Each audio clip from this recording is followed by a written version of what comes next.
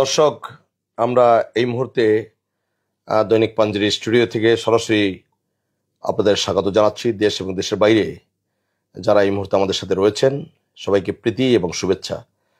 দর্শক, আমরা মাঝে মধ্যে সমস্যার বিষয় নিয়ে কথা বলার চেষ্টা করি। জনদুর্ভোগ এবং নানা সমস্যা এবং সম্ভাবনাময় যে বাংলাদেশ, এই বাংলাদেশের বিভিন্ন জায়গায় যে সংকট রয়েছে, বিভিন্ন দপ্তর অধিদপ্তর সংশ্লিষ্ট। তো আমরা আজকে এমন একজন ব্যক্তিত্বকে আমন্ত্রণ জানিয়েছি, অত্যন্ত পরিচিত এবং সিনিয়র সাংবাদিক, ঢাকা রিপোর্টার্স ইউনিটির বারবার নির্বাচিত সাবেক সভাপতি, সিনিয়র সাংবাদিক, আপনাদের অনেকেরই পরিচিত, এবং তিনি বিভিন্ন সেক্টরে দীর্ঘদিন কাজ করেছেন। বিশেষ করে যে অপরাধ বিষয়ক রিপোর্টিংও তিনি দীর্ঘ সময় কাজ করেছেন, এবং বিশ্লেষণধর্মী যে রিপোর্টিং, সেক্ষেত্রেও তার বিশাল একটি দখল রয়েছে সংবাদপত্রে। পাশাপাশি তিনি পানি সংশ্লিষ্ট, অর্থাৎ সারা দেশের যে নাব্যতা সংকট এবং যে সরকারের বিভিন্ন জায়গাগুলোতে আমরা যদি বলতে চাই যে পানি উন্নয়নের আওতাধীন বাংলাদেশের বিভিন্ন জেলা, নদী শাসন, নদীর শ্রেণীবিন্যাস, এই সব বিষয় নিয়ে তিনি দীর্ঘদিন কাজ করেছেন। জনাব শাখাওয়াত হোসেন বাদশাহ, তিনি আজকে আমাদের সাথে রয়েছেন। আমরা তার সংবাদপত্র যে বিশ্লেষণ মূলক আলোচনা, আসলে তার প্রতিক্রিয়া বা কি করণীয় রয়েছে, আমাদের কি করণীয় উচিত, সরকারের কি কোন ধরনের পদক্ষেপ নিলে জনদুর্ভোগ এড়ানো সম্ভব এবং রাষ্ট্র এবং জনগণ উপকৃত হয়, আমরা দর্শক তার সাথে আজকে কথা বলছি। জনাব শাখাওয়াত হোসেন বাদশাহ আমাদের সাথে রয়েছেন। ধন্যবাদ আপনাকে।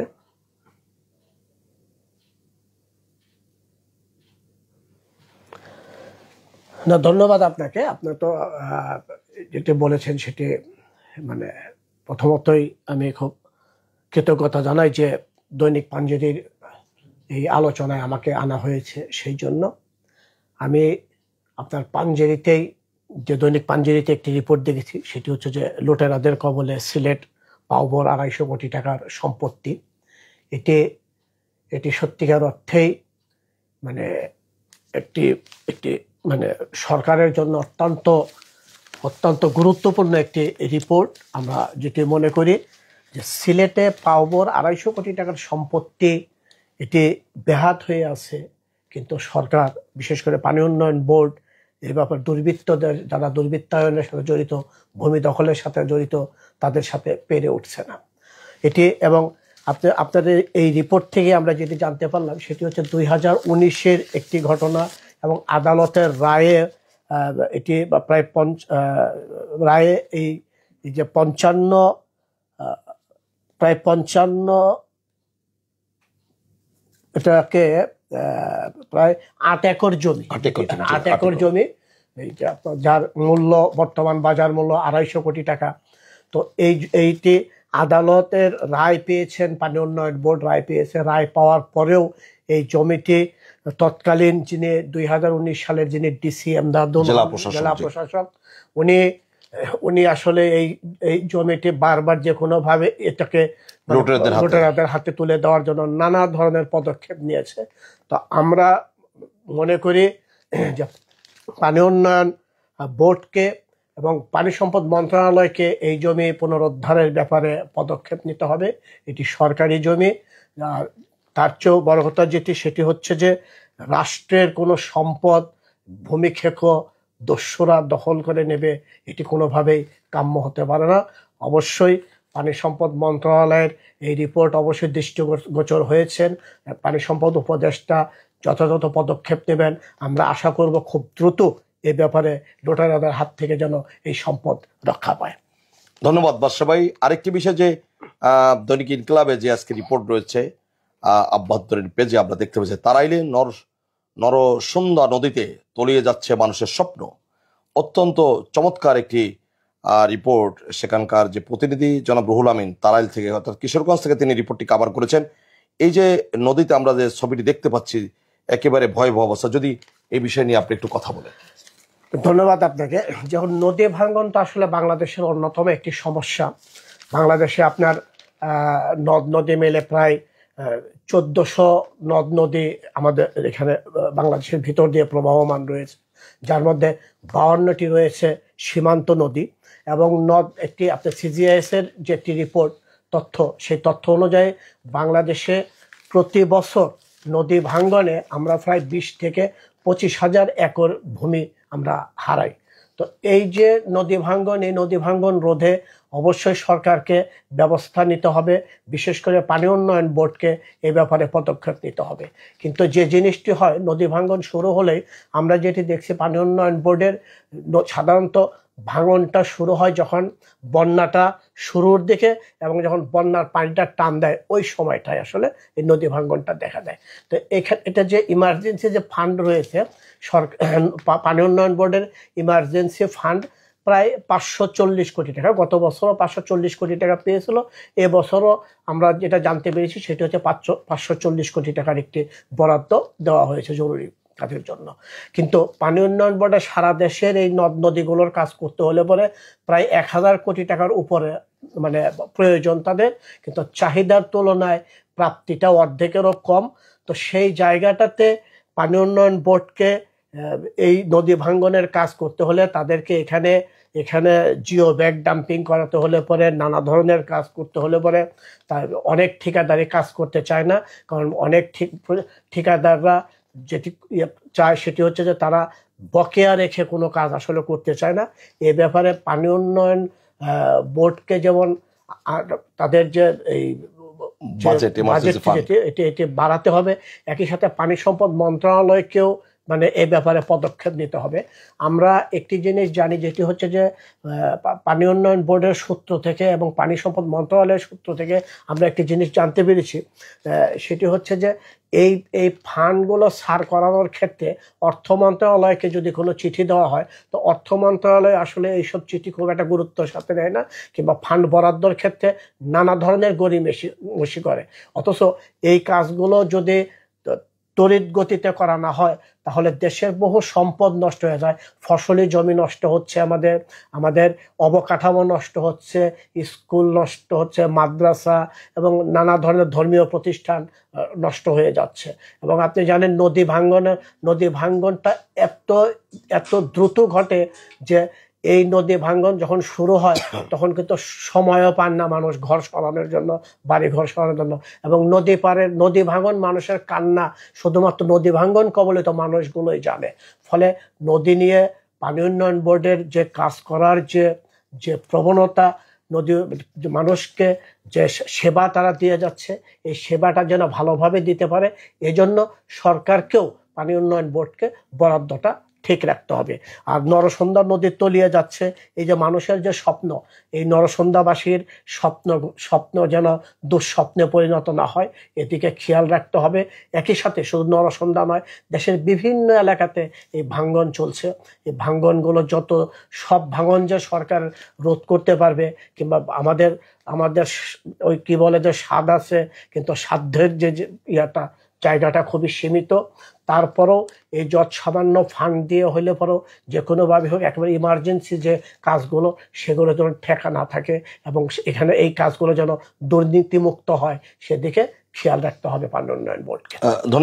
ধন্যবাদ বাদশা ভাই আপনাকে। যে আরেকটি বিষয়, যে আমি দৈনিক যুগান্তরের আজকের একেবারে শেষ পৃষ্ঠায় একেবারে ভয়াবহ একটি রিপোর্ট, যে সাতক্ষীরার যে শ্যামনগরের সেখানকার জেলা প্রতিনিধি জনাব মুজাহিদুল ইসলাম, তার প্রেরিত সংবাদে দেখতে পাচ্ছি যে বিশুদ্ধ পানির অভাব, অর্থাৎ সেখানে প্রচুর পরিমাণে লবণ পানি প্রবেশ করছে। আপনি যদি এই বিষয়ে, যেহেতু আপনি পানি নিয়ে দীর্ঘদিন কাজ করছেন, পানি বিষয়ক রিপোর্টিংয়ে আপনি একেবারে রুট লেভেল থেকে, এই বিষয়ে আমি দেখতে পাচ্ছি এখানে অনেকগুলো সংকটের কথা বলা রয়েছে। এই বিষয়ে যদি আপনার দেখুন, যুগান্তরের এই রিপোর্টটা সত্যিকার অর্থে অত্যন্ত ভালো রিপোর্ট, এবং এটি আমাদের দেশের জন্য এটি যে একটি অ্যালার্মিং মেসেজ আপনি বলতে পারেন। সেটি হচ্ছে যে আমাদের এখানের লবণাক্ততা বৃদ্ধি পাচ্ছে, এবং লবণাক্ততা বৃদ্ধি পাওয়ার কারণে এখানে ফসলের যে জমিগুলো সেটি নষ্ট হয়ে যাচ্ছে, এবং নানা ধরনের গাছপালাগুলো নষ্ট হয়ে যাচ্ছে, আবাদি জমিগুলো নষ্ট হচ্ছে, এবং লবণাক্ততার কারণে নানাভাবে এই লবণাক্ত কবলিত এলাকার মানুষগুলো সাফার করছে। শুধু তাই না, আস্তে আস্তে লবণাক্ত যে নদীর যে পরিমাণ সেগুলোও বাড়ছে। এখন এই লবণাক্ততা দূর করার জন্য আমরা যেটি দেখেছিলাম সেটি হচ্ছে যে বিগত সরকারের সময় একটি এই গঙ্গার যে বিকল্প গঙ্গা ব্যারেজ, কিন্তু পানি উন্নয়ন বোর্ডের যে প্রকল্প সেটি হচ্ছে গঙ্গা ব্যারেজ। তো এই গঙ্গা ব্যারেজ প্রকল্পের একটি সমীক্ষা হয়েছিল পাংশায়। আপনারা জানেন যে পাংশাতে গঙ্গা ব্যারেজ করার জন্য 32,000 কোটি টাকা ব্যয়ে একটি প্রকল্প নেওয়া হয়েছিল এবং সমীক্ষা কাজ সম্পূর্ণ শেষ করা হয়েছিল। কিন্তু তৎকালীন প্রধানমন্ত্রী ভারত সফরে যে সেখানে ভারতের যিনি প্রধানমন্ত্রী এই নরেন্দ্র মোদী, উনি বললেন যে না, আসলে বাংলাদেশে এই ধরনের প্রকল্প করলে সেটি ভারতের স্বার্থের বিপক্ষে যাবে এবং এই প্রকল্পটি সঠিকভাবে হচ্ছে না, এই কথা বলে এবং তখন এই প্রকল্পটি বন্ধ করিয়ে দেওয়া হয়। এবং বন্ধ করে দেওয়ার কারণে ভারত সফর শেষে এসে বাংলাদেশের তৎকালীন প্রধানমন্ত্রী শেখ হাসিনা উনি বাংলাদেশে এসে বললেন যে না, এই প্রকল্প আসলে সম্ভব না, এটি প্রকল্প নেওয়া যাবে না, দুই দেশে আলোচনা সাপেক্ষে এবং দুই দেশের স্বার্থ রক্ষা হয় এইরকম একটি জায়গা এবং নির্দিষ্ট করে এবং দুই দেশ যৌথভাবে সমীক্ষা করে আমরা এই ধরনের একটি প্রজেক্ট নেব, এই এই এই কথা বলে এই প্রকল্পটি বন্ধ করে দেওয়া হয়। এই প্রকল্পটি যদি আজকে এটি যদি চলমান থাকতো এবং এই প্রকল্পটি যদি বাস্তবায়ন হতো, তাহলে পরে এই প্রকল্পটির মাধ্যমে 16টি নদীর নাব্যতা ফিরে পেত এবং 16টি নদীর শুধু নাব্যতাই নয়, এই যে আজকে যে আপনি দেখেন যে সাতক্ষীরার শ্যামনগরের যে লবণাক্ততার কথা বলা হয়েছে, সাতক্ষীরা, খুলনা, বাগেরহাট, ঝিনাইদহ, যশোর, মাগুরা, বরিশাল, এরকম 16টি জেলা আসলে আপনার এই শুষ্ক মৌসুমে যেমন পানি পেত তেমনি লবণাক্ততার পরিমাণ কমে যেত। একই সাথে এখানে এই প্রকল্পটি বাস্তবায়ন হলে পরে আমরা বছরে প্রায় 7,500 কোটি টাকার অতিরিক্ত সম্পদ অর্থ আমরা আমরা এই প্রকল্পের মাধ্যমে আয় করতে পারতাম। আমাদের অর্থনীতিতে একটা বড় ধরনের একটি অবদান রাখত। এবং এখানে যখন এই ফিজিবিলিটি স্টাডি করা হয় এবং সেই সমীক্ষা রিপোর্টে বলা আছে যে ব্যয়টা এই প্রকল্প 32,000 কোটি টাকা ব্যয় ধরা হয়েছিল, 5 থেকে 6 বছরের ভিতরেই এই ব্যয়টি উঠে আসতো। কিন্তু এইরকম একটি লাভজনক প্রকল্প এবং দেশের জন্য অত্যন্ত গুরুত্বপূর্ণ একটি প্রকল্প, সেই প্রকল্পটি বন্ধ করে দেওয়া হয়েছে। ভারত বন্ধ করেছে শুধুমাত্র একটি একেবারে ভ্রান্তহীন একটি অজুহাতে। আমরা এটি নিয়ে ওয়াটার বোর্ডের বিভিন্ন পর্যায়ের ইঞ্জিনিয়ারের সাথে কথা বলেছি, যারা এই প্রকল্পের দায়িত্বে ছিল তাদের সাথে কথা বলেছি এবং আমরা যৌথ নদী কমিশনের সদস্যের সাথে কথা বলেছি। ওনারা বলেছেন যে ভারত যে অভিযোগটি করেছে সেই অভিযোগটি একেবারে ভিত্তিহীন। তারা বলেছে যে পাংশায় যদি এই প্রকল্পটি করা হয় তাহলে এটির ব্যাকফ্লো হবে, অর্থাৎ হলো উল্টার দিকের যে ঢেউতে সেটি যে ভারতের অংশে আঘাত আনবে এবং ভারতের ওখানের পার ভাঙবে, নদী ভাঙবে। কিন্তু আসলে আমাদের যে ইঞ্জিনিয়ার যারা ছিল তারা বলেছেন এটি মোটেও সম্ভব না। এই 250 কিলোমিটার দূর থেকে কিভাবে যে সেই নদীর ঢেউ ওপারের যে পার ভাঙবে। ফলে এটি ভারত আমাদেরকে করতে দেয় নাই এই কারণেই যে সেটি হচ্ছে শুষ্ক মৌসুমে এই প্রকল্পটি বাস্তবায়ন হলে এর মাধ্যমে আমরা পানি ধরে রাখতে পারতাম, এর মাধ্যমে আমাদের মৎস্য খাতে আরো অনেক বেশি স্বনির্ভর আমরা হতে পারতাম, কৃষি খাতে অনেক বেশি স্বনির্ভর আমরা হতে পারতাম। এবং শুধু তাই নয়, এই প্রকল্পকে কেন্দ্র করে এই প্রকল্পের মধ্যে একটি আমরা জলবিদ্যুৎ, যেটি 100 থেকে 113 মেগাওয়াটের একটি জলবিদ্যুৎ প্রকল্প নির্মাণেরও একটি পরিকল্পনা এই প্রকল্পের ভিতরে ছিল। ফলে এইরকম একটি প্রকল্প আমি মনে করি যে দেশে অন্তর্বর্তীকালীন সরকার রয়েছেন, আপনারা জানেন যে আওয়ামী লীগ সরকার পালিয়ে গেছে, তারা বিদায় হয়েছে এবং আওয়ামী লীগের পক্ষে অনেক কিছুই করা সম্ভব ছিল না, কারণ তাদেরকে ভারতের স্বার্থ দেখতে হতো। কাজে বর্তমান যে সরকার রয়েছেন এই সরকার যদি উদ্যোগ নেয় তাহলে আমরা মনে করি এই প্রজেক্টটি আলোর মুখ দেখবে। এরকম লাভজনক একটি প্রকল্প যদি চলমান রাখা হয় তাহলে 16টি জেলা লবণাক্ততার কবল থেকে মুক্ত হবে এবং এই প্রকল্পটি বাস্তবায়ন হলে বছরে শুধু অর্থনৈতিকভাবে অতিরিক্ত 7,500 কোটি টাকা আমাদের আমাদের আমাদের অর্থনীতিতে অবদান রাখবে। ধন্যবাদ বাদশা ভাই। আমি যে বিষয়টি আমি যদি আরেকটি জিনিস, এখানে যে ক্ষতিকারক বিষয়গুলো একটু যদি দর্শকদের জন্য বলেন, যে লবণাক্ত পানির কারণে আমাদের সার্বিকভাবে একেবারে কনসাইজ আকারে যদি বলেন, যে যেগুলো তুলে ধরা হয়েছে, যে ভয়াবহ চিত্র, যে উচ্চ রক্তচাপ এবং জরায়ুর সমস্যা। এখানে তো লবণাক্ত পানির কারণে, এবং এটি একটি তারা যে গবেষণার একটি রিপোর্ট দিয়েছেন, সেটা হচ্ছে যে অতিরিক্ত লবণাক্ত পানি গ্রহণের ফলে জরায়ু রোগ, উচ্চ রক্তচাপ, গর্ভকালীন খিঁচুনি, গর্ভপাত, এমনকি অপরিণত শিশু জন্ম নেওয়ার হার বেড়েছে, এবং এটা অত্যন্ত ভয়াবহ।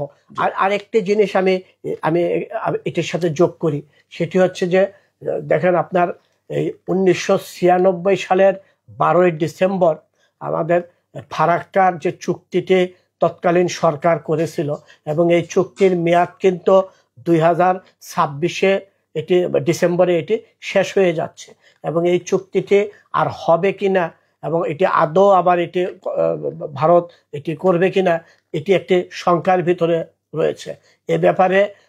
এ ব্যাপারে আমরা মনে করি যে ভারত যদি এই চুক্তিটা বাংলাদেশের সাথে আর না করে, কিংবা যদি এই চুক্তি করতে বাংলাদেশ ব্যর্থ হয়, সেক্ষেত্রে বাংলাদেশকে কিন্তু বিকল্প ব্যবস্থা তৈরি করতে হবে, বিকল্প পদক্ষেপ নিতে হবে।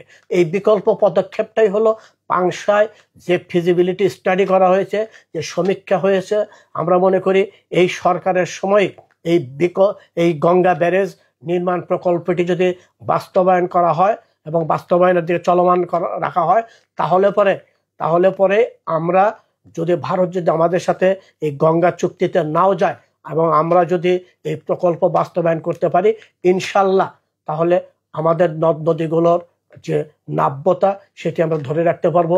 শুষ্ক মৌসুমে আমরা সেচের জন্য পর্যাপ্ত পরিমাণ পানি পাবো। এবং জলবিদ্যুৎ, এবং আপনাদের 100 থেকে 113 মেগাওয়াটের যে জলবিদ্যুৎ, সেটিও আমরা, এবং আমাদের বিদ্যুৎ ক্ষেত্রে আরো অনেক বেশি এটি অবদান রাখবে। কিন্তু যে জিনিসটি আমরা বলতে চাই সেটি হচ্ছে যে শুষ্ক মৌসুমে ভারত কিন্তু গঙ্গা ব্যারেজের মাধ্যমে, তিস্তা ব্যারেজের মাধ্যমে, বিভিন্ন ব্যারেজের মাধ্যমে কিন্তু তারা শুষ্ক মৌসুমে পানি আটকিয়ে রাখে, এবং বাংলাদেশকে পানি তারা দেয় না। এবং শুধু তাই নয়, উজান থেকে পানি বিভিন্নভাবে তারা পানি ডাইভার্ট করে অন্যদিকে নিয়ে যায়। কিন্তু বর্ষা মৌসুমে কিন্তু ফারাক্কার সবগুলো গেট তারা খুলে রাখে, ফলে বর্ষায় কিন্তু তারা পানি আটকায় না, কারণ পানি যদি আটকায় তাহলে তাদের দেশ বন্যায় তলিয়ে যাবে। তো এই জন্যই বর্ষা মৌসুমে তারা পানি ছেড়ে দেয়। এই পানিটার আমরা ইতিপূর্বে ভারত বহুবার আমাদেরকে বলেছে যে আপনারা বর্ষার যে পানিটি, সেই পানিটি কিন্তু আপনারা কাজে লাগাতে পারেন না, এই পানিটির আপনারা সদ্ব্যবহার করতে পারেন না। কিন্তু আমরা যখন এই গঙ্গা ব্যারেজ করতে গেলাম পাংশায়, তখন কিন্তু ভারত বলল যে না, এটি করা যাবে না। ফলে আমরা পানির সদ্ব্যবহার করতে চাই। ভারত শুধু মুখেই বলে বাংলাদেশ আমাদের বন্ধুবৎসর একটি দেশ, বাংলাদেশের সাথে আমাদের নিবিড় সম্পর্ক রয়েছে, কিন্তু ভারতের কাছ থেকে আসলে আমরা কিন্তু সেই ধরনের যে বন্ধুত্বসুলভ আচরণ আমরা দেখিনি। ফলে আমরা মনে করি যে সরকারকে এই দেশের মানুষকে, এই দেশের ফসলি জমি রক্ষা করতে হলে পরে এই দেশের মানুষকে আরো অধিক সংখ্যক নদী যেন লোনা পানিতে আক্রান্ত না হয়, সেটি ঠেকাতে হলে পরে, জলবায়ুর বিরূপ প্রভাব ঠেকাতে হলে পরে অবশ্যই সরকারকে এই প্রকল্পটি বাস্তবায়নের দিকে যেতে হবে। এর কোনো বিকল্প আমরা দেখি না।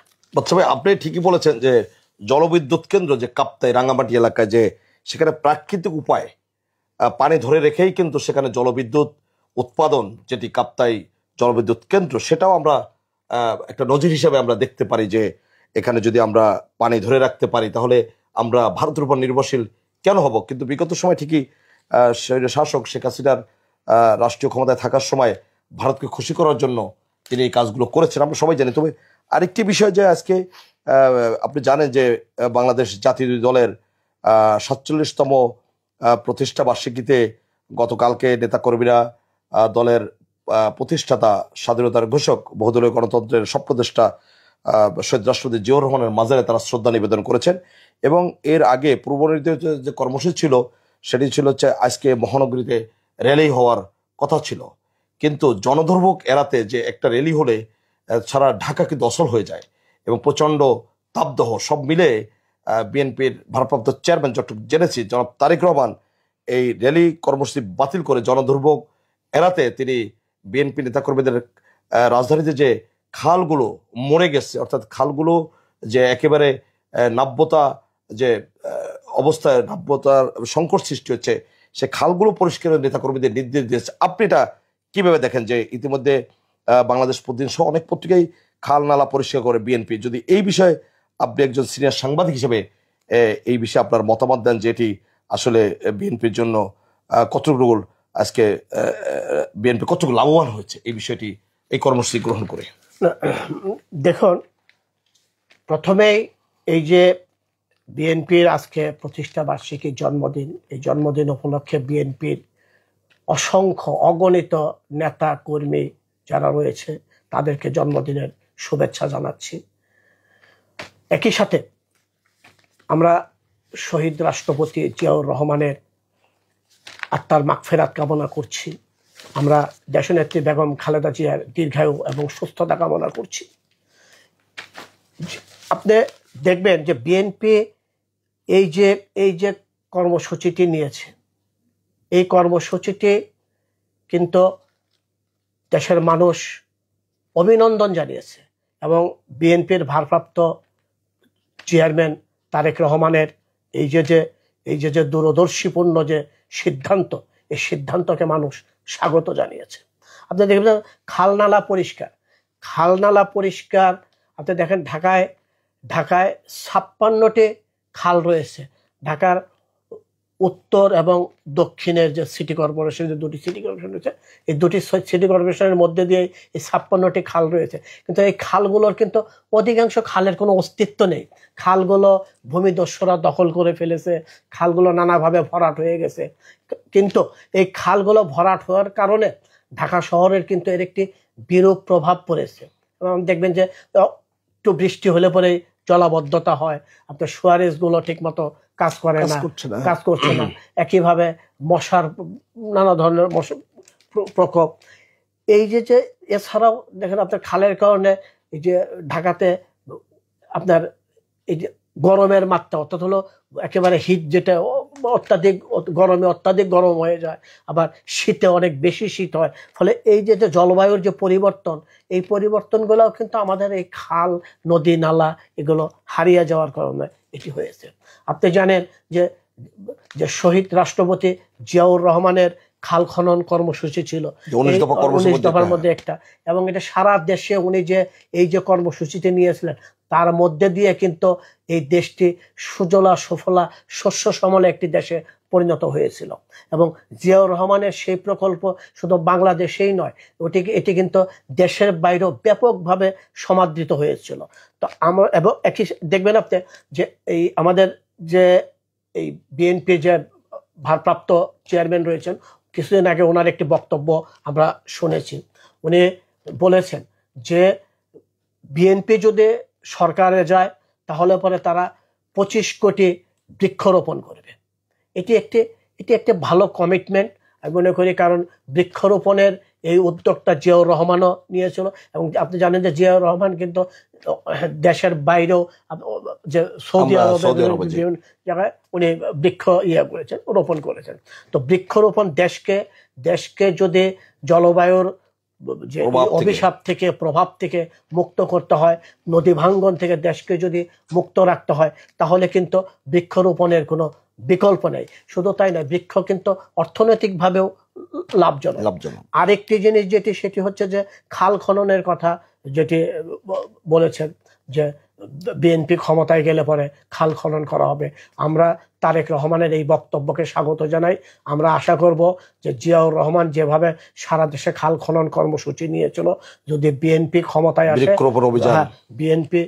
আসে অবশ্যই বৃক্ষরোপণ এবং খাল খনন কর্মসূচি অব্যাহত রাখবেন, এবং এর মধ্যে দিয়ে বাংলাদেশ জলবায়ুর প্রভাব মুক্ত হবে, অধিক ফসল উৎপাদন হবে, মানুষ সেচ কাজে পানি ব্যবহার করতে পারবে, আমাদের মৎস্য সম্পদ যে ঘাটতির আরো অনেক বেশি মৎস্য সম্পদ ইয়ে হবে, দেশের অর্থনীতিতে অনেক বেশি অবদান রাখবে, যে ঘাটতি রয়েছে সেটি দূর হবে। এবং তো এই জিনিসগুলো বিএনপির যে পরিকল্পনা, এই পরিকল্পনাকে মানুষ সাধুবাদ জানিয়েছে। আমরা আশা করব যে এই রকম আরো ভালো ভালো পরিকল্পনা এবং আরো ভালো ভালো কমিটমেন্টগুলো অবশ্যই বিএনপির পক্ষ থেকে জাতির কাছে দেওয়া উচিত। শুধু বিএনপি নয়, অন্যান্য রাজনৈতিক দলগুলো যেন তারা যেন জাতিকে তাদের কমিটমেন্ট দিবে এবং তারা ক্ষমতায় গেলে কি করবে সেটি জানানো উচিত। তাহলে মানুষ তাদের প্রতি আরো বেশি আকৃষ্ট হবে। ধন্যবাদ বাদশা ভাই। আরেকটি বিষয় যে একেবারে মানুষের মধ্যে যে নির্বাচন নিয়ে সংশয় কাজ করছে, যে মাননীয় প্রধান উপদেষ্টা ইতিমধ্যে তিনি বারবার কিন্তু তার যে কমিটমেন্ট সেটি বারবার তিনি বলছেন যে যথাসময় নির্বাচন হবে, কিন্তু তারপরে মানুষের মধ্যে কেমন যেন একটা হতাশা কাজ করছে আসলে যথেষ্ট নির্বাচন হবে কিনা। কারণ আপনি জানেন ইতিমধ্যে গত পরশুদিন স্বরাষ্ট্র মন্ত্রণালয় থেকে যে জরিপ দেওয়া হয়েছে যে ১৬০৪টি আন্দোলন হয়েছে সড়ক অবরোধ করে এক বছরে। অত্যন্ত দুর্ভাগ্যজনক আমাদের যে ৫ই আগস্টের পরে প্রতি মুহূর্তে মব ভাইলেন্স, রাস্তাঘাট বন্ধ, যে কারণে সরকার কাজও করতে পারছে না। তো এই বিষয়ে যদি আপনি একটু বলেন যে গতকালকেও যেটি আজকে দৈনিক পাঞ্জেরি আমি দেখাতে চাই দর্শকদের জন্য, যে নির্বাচন উৎসবমুখ নির্বাচনের অঙ্গীকার করছে, অর্থাৎ মাননীয় প্রধান উপদেষ্টা সেনাপ্রধান জনাব আমাদের বর্তমান সেনাপ্রধান তার সাথে কথা বলেছেন, যে বারবার অঙ্গীকার ব্যক্ত করছেন। এবং স্বরাষ্ট্র উপদেষ্টা গতকালকে সিলেটেও বলছে জাতীয় নির্বাচনে নৌবাহিনী, বিমান বাহিনীও কাজে লাগানো হবে। তো এই বিষয়টি যদি আপনি একটু বলতেন, যে মাননীয় স্বরাষ্ট্র উপদেষ্টা অত্যন্ত একজন সজ্জন মানুষ, তিনি বারবার খুব সাবলীল ভাষায় জনগণের সাথে কথা বলেন এবং এত সংকটের মধ্যেও আইনশৃঙ্খলা পরিস্থিতি স্বাভাবিক রাখার জন্য তার যে প্রাণান্তকার চেষ্টা সেটি অব্যাহত রয়েছে আমরা দেখতে পাচ্ছি। আপনি যদি বলেন, মাননীয় প্রধান উপদেষ্টা নির্বাচনের ব্যাপারে বারবার অঙ্গীকার ব্যক্ত করছেন এবং স্বরাষ্ট্র উপদেষ্টা আইনশৃঙ্খলা রক্ষায় তার যে স্বাভাবিক কথাবার্তা সেটি আপনি কিভাবে দেখছেন? দেখুন, ধন্যবাদ। একটি জিনিস তো আমরা কিন্তু প্রথমে যেটি মানে স্বীকার করতেই হবে, সেটি হচ্ছে যে এই অন্তর্বর্তীকালীন সরকার ১ বছর একেবারেই কম সময়, আমরা মাত্র ১ বছর পার করে ১৩ মাসে এই সরকার পড়েছে। তো এই সরকারকে একেবারে একটি বিধ্বস্ত অর্থনীতিকে সামনে নিয়ে তাদেরকে এগিয়ে যেতে হচ্ছে। আইন শৃঙ্খলা বলতে এখানে কিছুই ছিল না। এবং আপনি দেখেন পুলিশের ভিতরে কিন্তু তাদের যে শক্তি, সেই সাহস, সেটিও কিন্তু তারা হারিয়ে ফেলেছিল। এই পুলিশের মনোবল তারা ফিরিয়ে এনেছে এবং তারা আইন শৃঙ্খলা পরিস্থিতিকে স্বাভাবিক রাখার চেষ্টা করছে এবং এরই মধ্যে দিয়েই কিন্তু তারা তাদের কর্মকাণ্ড এগিয়ে নিয়ে যাচ্ছে। তো আমরা কিন্তু এই উপদেষ্টা পরিষদকে ধন্যবাদ জানাবো যে এই যে ১৫-২০ জনের একটি উপদেষ্টা পরিষদ, এই পরিষদ যেভাবে আপনি দেখেন যে কথায় কথায় যমুনার সামনে প্রধান উপদেষ্টার বাসভবন ঘেরাও করতে যায়, তারপরে কথায় কথায় আপনি দেখবেন যে শুধু ঢাকাতে নয়, সারা দেশে মানুষ কথায় কথায় রাজপথে নেমে আসছে, নানা আন্দোলন নিয়ে আসছে। আপনি বলেন যে ১৫ বছরের একটি ফ্যাসিস্ট সরকার যখন ক্ষমতায় ছিল তখন কি এইভাবে আন্দোলন করতে পারছে? কেউ রাজপথে নামতে পেরেছে? কিন্তু এই সরকার কিন্তু সেই সহনশীলতা দেখাচ্ছে। এই সরকার কিন্তু মানুষকে আস্থায় নিয়ে কাজ করতে চাচ্ছে। পারুক না পারুক, এই সরকারের কাছে কিন্তু মানুষ দাবি জানাতে পারছে, এই সরকার কিন্তু মানুষের কথা শুনছে। তো কাজেই সব সমাধান কিন্তু এই অন্তর্বর্তীকালীন সরকারের পক্ষে সমাধান করা সম্ভব নয়। কিন্তু মানুষ যে কথা বলতে পারছে, মানুষ যে দাবি নিয়ে রাস্তায় নামতে পারছে, মানুষ যে তাদের অধিকারের বিষয়গুলো সরকারের দৃষ্টিগোচর করতে পারছে, এটি আসলে আমরা চেয়েছিলাম এবং এই চাওয়াটা জন্যই আসলে ২৪-এর যে গণ অভ্যুত্থান সেটি হয়েছে। এখন আসেন আপনি নির্বাচনের প্রশ্নে। মানুষ উন্মুখ হয়ে আছে নির্বাচনের জন্য। অন্তর্বর্তীকালীন সরকারের পক্ষ থেকে কিন্তু একবারও বলা হয়নি যে না, আমরা নির্বাচন দেব না। অন্তর্বর্তীকালীন সরকারের পক্ষ থেকে আজকেও প্রধান উপদেষ্টা বেশ কয়েকটি রাজনৈতিক দলের সাথে বৈঠক করেছেন এবং সেখানে তিনি তার অঙ্গীকার পুনর্ব্যক্ত করেছেন যে ফেব্রুয়ারিতেই জাতীয় নির্বাচন হবে, সেটা যে কোনো পরিস্থিতিতেই হোক উনি নির্বাচন সম্পন্ন করবেন। আমরা প্রধান উপদেষ্টা যেটি বলেছেন সেখানেই থাকতে চাই এবং এই কথার উপরে আমরা আস্থা রাখতে চাই। দেশবাসী তার বক্তব্যের উপরে আমরা বিশ্বাস রাখতে চাই। এবং আপনি দেখবেন যে ডক্টর ইউনূস সাহেব, যিনি আমাদের প্রধান উপদেষ্টার দায়িত্ব নিয়ে আছেন, উনি কিন্তু একজন নোবেল লরিয়েট এবং ওনার কিন্তু দেশে বিদেশে একটি চমৎকার ভাবমূর্তি রয়েছে। উনি কখনোই ওনার ইমেজ ক্ষুণ্ণ হোক, ওনার কমিটমেন্ট থেকে দূরে সরে যাক, এটি কিন্তু উনি চাবেন না। ফলে আমি বিশ্বাস করি যে নির্বাচন যথাসময়ে হবে। আর ইলেকশন সামনে আসলে নানা ধরনের ক্যাচাল হয়, নানা ধরনের ক্যাওয়াটিক সিচুয়েশন তৈরি হয়। আপনি দেখবেন যে উপজেলা নির্বাচন বলেন, ইউনিয়ন পরিষদের নির্বাচন বলেন, সেখানেও তো নির্বাচন আসলে পরে গ্রামে গঞ্জে নানা ধরনের বিশৃঙ্খলার সৃষ্টি হয়। আর একটি জাতীয় নির্বাচন আসবে কে সামনে রেখে বিভিন্ন দল প্রত্যেকেই তো ক্ষমতায় যেতে হয়েছে বিগত 17 বছর শাসক। একই সাথে আপনার দেখবেন যে এই যে 24-এর গণ অভ্যুত্থান হয়েছে, এই গণ অভ্যুত্থানের বিপক্ষেও তো একটি শক্তি ছিল আপনার, এখনো কাজ করছে। ফলে এই জিনিসগুলোকে সকলকে মাথায় নিয়ে কাজ করতে হবে, এগিয়ে যেতে হবে। একটা জিনিস মনে রাখতে হবে যে রাজনৈতিক দলগুলোর ভিতরে যদি অনৈক্য তৈরি হয় তাহলে কিন্তু ডক্টর ইউনূসের পক্ষে একার পক্ষে করা কিছু সম্ভব নয়। কারণ এই দেশকে নিয়ে ষড়যন্ত্র থেমে নাই। এই দেশের উন্নয়ন অগ্রগতি বাধাগ্রস্ত করার জন্য ষড়যন্ত্র থেমে নাই। এই সকল ষড়যন্ত্র রাজনৈতিক দলগুলোকে ঐক্যবদ্ধভাবে মোকাবেলা করতে হবে। এবং আমি মনে করি তত্ত্বাবধায়ক সরকার অন্তর্বর্তীকালীন সরকারকে এই রাজনৈতিক দলগুলোকে সহায়তা করতে হবে, সহযোগিতা করতে হবে। কারণ এই জিনিসটি সরকারের একার পক্ষে সম্ভব নয়। ফলে আমরা আশা করি যে ফেব্রুয়ারিতে একটি নির্বাচন হবে। আপনি যেমনটি লিখেছেন উৎসবমুখর নির্বাচনের অঙ্গীকার করেছি, ইনশাল্লাহ আমরা একটি উৎসবমুখর নির্বাচন দেখতে পারবো, এই প্রত্যাশায় আমরা রইলাম। আপনাকে ধন্যবাদ বর্ষা। আপনি যেমনটি বলেছেন যে 17 বছর রাস্তায় দাবি নিয়ে কেউ নামতে পারেনি, সেটা এক ধরনের, কিন্তু রাজনৈতিক আন্দোলন কিন্তু হয়েছে। যে আমি যদি একটু সংশোধন করে দিতে চাই বিনয়ের সাথে, যে বিএনপির নেতৃত্বে যে গণতান্ত্রিক আন্দোলন হয়েছে, যে বারবার সে থামিয়ে দেওয়ার চেষ্টা করা হচ্ছে। বিএনপি আপনার সর্বশেষ যদি ঢাকায় বিভাগীয় গণসমাবেশ এবং যতগুলো বিভাগে রয়েছে গণসমাবেশ, তারুণ্যের সমাবেশ, 28 অক্টোবর ঢাকায় মহাসমাবেশ, সেখানে বাধাগ্রস্ত করা হয়েছে, sound grenade, rubber bullet, tear shell দিয়ে হতাহত করা হয়েছে। কিন্তু বিএনপি এককভাবে কিন্তু লড়েছে সরকারের শেখ হাসিনা দুঃশাসনের বিরুদ্ধে। এটা কিন্তু বিএনপির জন্য একটা বড় অ্যাচিভমেন্ট ছিল। কিন্তু এই যে অন্তর্বর্তীকালীন সরকার বলেছেন যে 1604টি আন্দোলন হয়েছে সড়ক অবরোধ করে, এই যে শিক্ষকদের দাবি, ছাত্রদের দাবি, পেশাজীবীদের দাবি, এই দাবিগুলো নিয়ে কিন্তু 17 বছর কেউ রাস্তায় নামেনি। এটা তো ঠিক না, কিন্তু রাজনৈতিক আন্দোলন যে আমি যেটি আপনাকে করছি সেটি হচ্ছে যে দেখেন, আপনার এই 36 দিনের আন্দোলনে তো আসলে একটি সরকার পড়েনি। এটি এই বিস্ফোরণমুখ পরিস্থিতি তৈরি করেছে তো রাজনৈতিক দলগুলো, তাই না? আপনার শত জুলুম, নির্যাতন, হামলা, মামলা, খুন, গুম, নানা কিছু মোকাবেলা করে কিন্তু রাজনৈতিক দলগুলো রাজপথে ছিল।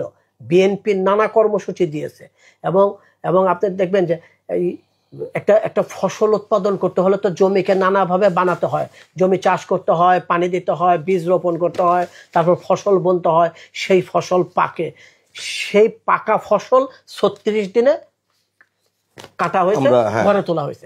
ফলে এই যে ফসল পাকানো পর্যন্ত যে 15 বছরের যে জুলুম নির্যাতন, এগুলো রাজনৈতিক দলগুলোই করেছে। এবং এই সম্মিলিত সকল রাজনৈতিক দলের অংশগ্রহণের ভিত্তিতেই আজকের এই জুলাইয়ের 24-এর যে গণ অভ্যুত্থান, এটি সফল হয়েছে। এটি কারোর একক কৃতিত্বের বিষয় নয় এবং এটি কারোর একক, আমরা দেখেছি মানুষ স্বতঃস্ফূর্তভাবে রাস্তায় নেমেছে, ছেলে মেয়ে আবাল বৃদ্ধ বনিতা সকলে রাজপথে নেমে এসেছে। ফলে এটি একক কোনো দলের কৃতিত্ব নয়।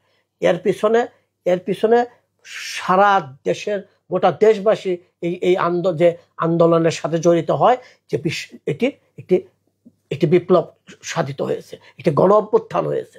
কাজেই এই গণ অভ্যুত্থানকে নিয়ে আজকে যারা নানাভাবে না বিভিন্ন জনে বিভিন্ন দাবি করছে, হাইজ্যাক করার চেষ্টা করছে। হাইজ্যাক বলবো না আমি, বিভিন্ন জনে তারা তাদের কৃতিত্ব, বিএনপির কৃতিত্বর জায়গা থেকে বলছে, জামায়াতের কৃতিত্বের জায়গা থেকে বলছে, এনসিপির কৃতিত্বের জায়গা থেকে বলছে, সমন্বয়করা তাদের কৃতিত্বর জায়গা থেকে বলছে। কিন্তু আমরা মনে করি যে এটি দেশবাসীর কৃতিত্ব, সকল দেশের আপামর মানুষ নেমে এসেছিল। আপনি দেখবেন যে এই যে 1400 শহীদ হয়েছে, এই শহীদের তালিকাতে যদি আপনি যান, এখানে দেখবেন যে পেশাজীবীর মানুষ, শ্রমিক, মেহনতি, আমাদের 6 জন সাংবাদিক মারা গেছে। ফলে সকল পেশার মানুষ এখানে শহীদ হয়েছে, তাদের আত্মত্যাগ আছে। এবং এই যে 20,000-25,000 আহত হয়ে আছে, পঙ্গু হয়ে আছে, কাজে এদেরকে আপনি তো কোনো দল দিয়ে মাপতে পারবেন না। এবং এত সম্মানটুকু পাচ্ছে না তারা। আমি মনে করি যে এদের কৃত সম্মান তাদেরকে দিতে হবে, তাদের চিকিৎসার সুব্যবস্থা করতে হবে। এবং এই জুলাই গণ অভ্যুত্থানের শহীদদের ভুলে গেলে চলবে না। এদের রক্তের উপরে দাঁড়িয়ে যে অন্তর্বর্তীকালীন সরকার রয়েছে, তাদেরকে যথাযথ মূল্যায়ন করতে হবে।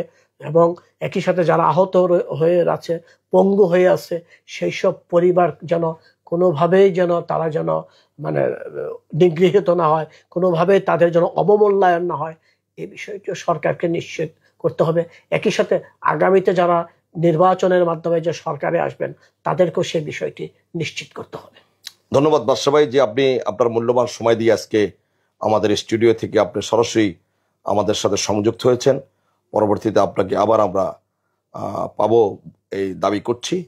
তো সর্বোপরি দর্শক, আপনারা আজকে অত্যন্ত গুরুত্বপূর্ণ আলোচনা, যে নাব্যতা সংকট এবং নদী শাসন, নদীর শ্রেণীবিন্যাস এবং সারা দেশে নদ নদীর যে বর্তমান চিত্র, এট এ গ্লান্স আপনারা পেয়েছেন। আমরা হয়তো আগামীতে আবার এ সংক্রান্ত বিষয় নিয়ে আপনাদের সামনে হাজির হব। তবে আমরা সর্বোপরি রিপোর্টার্স ইউনিটির বারবার নির্বাচিত সাবেক সভাপতি জনাব সাখাওয়াত বাদশা ভাইকে ধন্যবাদ জানাই, যিনি মূল্যবান সময় দিয়ে আমাদের কৃতার্থ করেছেন। সবাইকে ধন্যবাদ। খোদা হাফেজ।